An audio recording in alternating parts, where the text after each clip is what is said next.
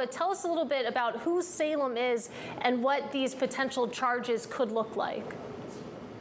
Ryan Salame was the co-chief executive officer of FTX Digital Markets. That was the Bahamas subsidiary of the parent company, FTX.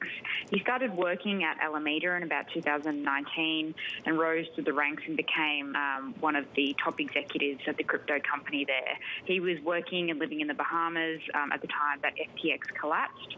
There's been a big question mark over his head as to what would happen to him in regards to charges or a cooperation agreement.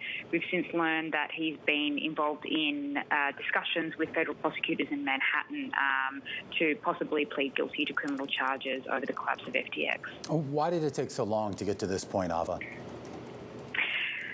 I think has been a very complicated and long investigation. I think prosecutors charged Sam Bankman-Fried pretty quickly and then have spent the past several months sort of bolstering their case, speaking to a number of witnesses, a number of former executives as well.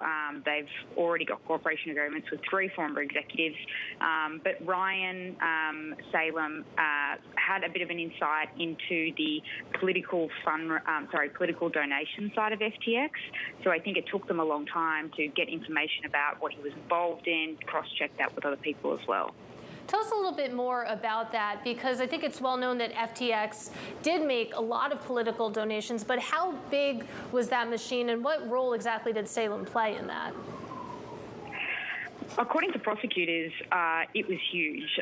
They alleged that FTX was running a political donations machine and donating millions and millions of dollars to Republican campaigns and Democrat campaigns as well.